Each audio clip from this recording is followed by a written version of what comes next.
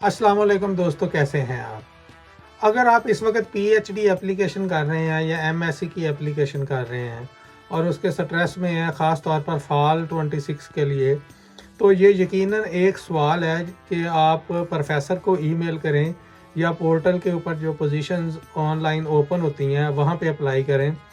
तो इस हकीकत को जानने की कोशिश करते हैं कि कौन सा राउट जो है वो आपके लिए बेहतर है।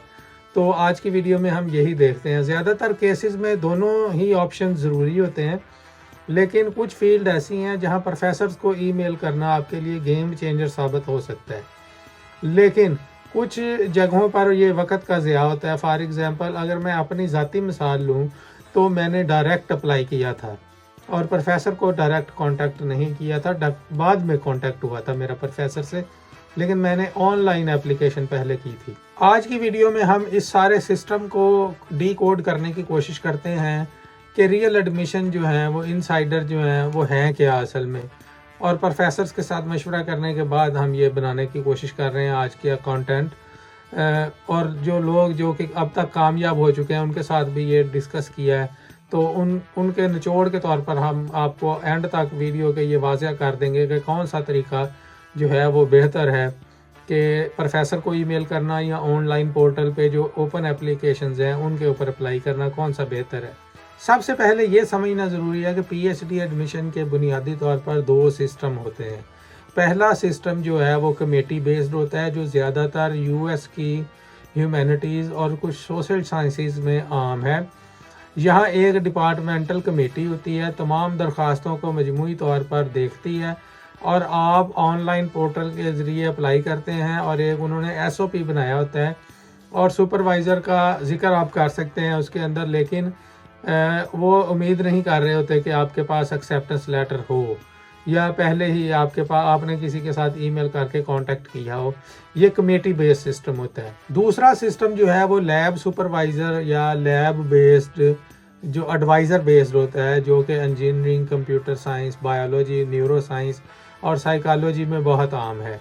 यहाँ प्रोफेसर्स के पास सेल्फ फंडिंग होती हैं और सीट्स का कंट्रोल भी उनके पास होता है और वो देखते हैं कि हमने किसको रखना है। ये कंट्री टू कंट्री वेरी करता है। आम तौर पर यूके में जो है वो कमेटी बेस्ड सिस्टम होता है मोस्टली, और कुछ केसेस में प्रोफेसर्स के पास भी फंडिंग होती है। तो ये देखना ज़रूरी होता है, दोनों ऑप्शंस जो हैं वो साइड बाई साइड चल रहे होते हैं। और जो एडवाइज़र बेस्ड सिस्टम है उसमें क्योंकि प्रोफेसर के पास फंडिंग होती है अपनी, तो उसके पास ज़्यादा पावर होती है हायरिंग की। तो उस केस में अगर आप ईमेल करते हैं प्रोफेसर को, तो आपको अगर वो रिप्लाई करता है तो आप डिग आउट कर सकते हैं हिडन पोजीशंस को भी, लेकिन एट द एंड वो भी आपको यही कहेगा कि आप पोर्टल के ज़रिए अप्लाई करें। एक इब्तदाई तल्लक बनता है आपसे प्रोफेसर का ईमेल के थ्रू, और बाज़ औक़ात फंडिंग के ऐसे मौके सामने आते हैं जो वेबसाइट पर लिखे ही नहीं होते, लेकिन इसके नुकसानात भी हैं। आम तौर पर रिस्पांस रेट बहुत ही कम होता है, आमतौर से 10 to 20% पर ईमेल्स का रिस्पांस आता है और आपका बहुत सारा टाइम जो है वो ईमेल्स करने में ही सर्फ हो जाता है। और अगर आप ख़राब ईमेल लिख रहे हैं, ये जेनेरिक ईमेल लिख रहे हैं, तो उसका उल्टा फ़ायदे की बजाय नुकसान भी हो जाता है।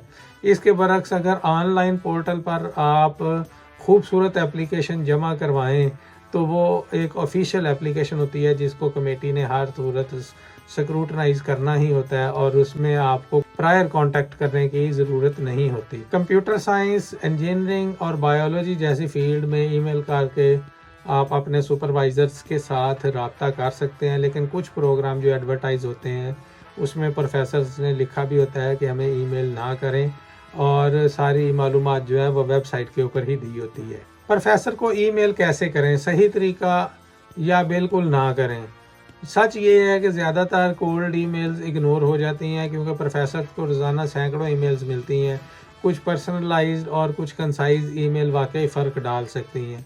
ईमेल को हमेशा मुख्तसर रखें, 4 से 6 जुमले काफ़ी हैं। सब्जेक्ट लाइन वाज़ेह लिखें और स्पेसिफिक लिखें, जैसे कि जो पोजीशन आप अप्लाई कर रहे हैं उस पोजीशन का नाम लिखें। ईमेल में ये ज़रूर लिखें कि आपने इनका काम पढ़ा हुआ है प्रोफेसर का, और 1-2 रीसेंट पेपर जो उसके हैं उसको पढ़ने के बाद ईमेल कंसाइज लिख के और उसमें इंटरेस्ट शो करें अपना कि मैंने ये आपका काम पढ़ा है, आप ये काम कर रहे हैं और मेरा जो प्रीवियस वर्क है وہ یہ ہے اور یہ اس کے ساتھ اس طرح الائیڈ ہوتا ہے، تو میں اس لیے آپ کی لیب کے اندر انٹرسٹڈ ہوں۔ جو سی وی آپ اٹیچ کریں گے وہ 1 سے 2 پیجز سے زیادہ نہیں ہونی چاہیے، اور کبھی میسیو ای میل نہ لکھیں۔ ہاں اگر میسیو ای میل آپ اس صورت لکھ سکتے ہیں اگر آپ کا ایکسپیرینس بہت زیادہ ہے اس فیلڈ میں اور آپ نے بہت زیادہ کام کیا ہوا ہے، تو اس صورت میں آپ تھوڑی سی لمبی ای میل بھی لکھ سکتے ہیں اپنے ورک کو ایکسپلین کرنے کے لیے۔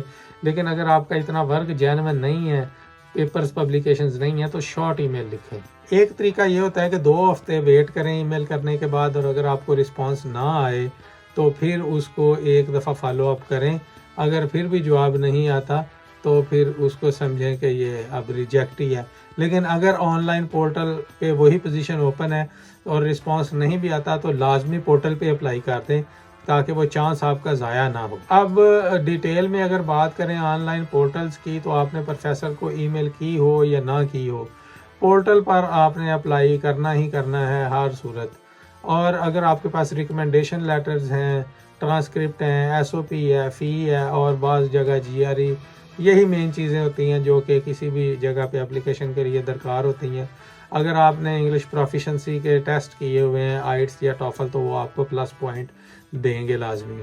اگر ایس او پی مانگا ہے انہوں نے تو 2 سے 3 فیکلٹی ممبرس کے نام ضرور دیں اور واضح کریں کہ ان کا کام آپ کے انٹرسٹ کے ساتھ میچ کرتا ہے، کیونکہ عام طور پہ پورٹل پہ جو اپلیکیشنز اگر پینل کی شکل میں اوپن ہو تو 1 سے 2 جگہوں پہ آپ اپلائی کر سکتے ہیں، اور انہیں پہلی پرائورٹی والی کو رکھیں جو آپ کے ساتھ زیادہ الائیڈ کرتی ہے پوزیشن۔ اگر آپ ای میل کے through P H D find کرنا چاہتے ہیں جیسے کمپیوٹر بایولوجی اور انجینئرنگ میں، تو جلدی ای میل کریں۔ فار ایگزامپل اگر ایک پوزیشن 3 مہینے بعد اوپن ہونے والی ہے، تو اگر آپ اس سے 2 یا 3 مہینے پہلے اوپننگ سے پروفیسر کے ساتھ ان کانٹیکٹ ہوں گے تو آپ کا ایک اچھا رابطہ بنے گا۔ فار ایگزامپل اگر سپتمبر میں آپ سمجھتے ہیں کہ آپ نے سٹارٹ کرنا ہے، تو 4 سے 6 مہینے پہلے ہی اس کے لیے تیاری کریں گے، تو پھر وہ آپ کی پوزیشن جو ہے وہ ملنے کا آپ کو چانس زیادہ ہوگا۔ اور ای میل 3 سے 4 مہینے پہلے کرنا سٹارٹ کر دیں۔ جو غلطیاں ہم کرتے ہیں ای میل کرتے ہوئے، سب سے زیادہ عام غلطی یہ ہے کہ جنیرک کاپی پیسٹ والی ای میل ہوتی ہے۔ فنڈنگ کے بارے میں سب سے پہلے پوچھنا غلط ہے، اینڈ پہ پوچھنا ہے۔ پہلے لمبی کہانی نہیں لکھنی، بالکل شارٹ اپنا تعارف 2-3 لائنوں میں لکھنا ہے، پھر 2-3 لائنوں میں پروفیسر کا کام لکھنا ہے، اور پھر آپ نے اینڈ پہ لکھنا ہے کہ آپ انٹرسٹڈ ہیں اور اگر فنڈنگ اویلیبل ہے تو وہ آپ کو رپلائی کرے پروفیسر۔ ایک اور طریقہ یہ ہو سکتا ہے کہ آپ جس پروفیسر کے لیب میں ٹرائی کرنا چاہتے ہیں اس سے پہلے اس لیب کے اندر کوئی پی ایچ ڈی یا پوسٹ ڈاکٹورل اسٹوڈنٹ آلریڈی کام کر رہا ہے، تو اس کے ساتھ پروفیسر سے پہلے رابطہ کریں، اور اگر آپ اس کے ساتھ کمیونیکیٹ کر پائیں تو وہ آپ کو اگر ریکمینڈ کر دے تو وہ ایک اور آپشن ہو سکتی ہے، یا کوئی آپ کا دوست کسی لیب میں کام کر رہا ہے یا جاننے والا جو کہ آپ کا ریفرنس وہاں سے بن جائے، تو وہ ایک پلس پوائنٹ ہے آپ کے لیے۔ تو اینڈ پر اگر ہم کنکلوڈ کریں تو ہم یہ اس میں سے نتائج نکال سکتے ہیں کہ آن لائن پورٹل پر لازمی اپلائی کریں، اور پروفیسرز کو آپشنل ای میل کریں۔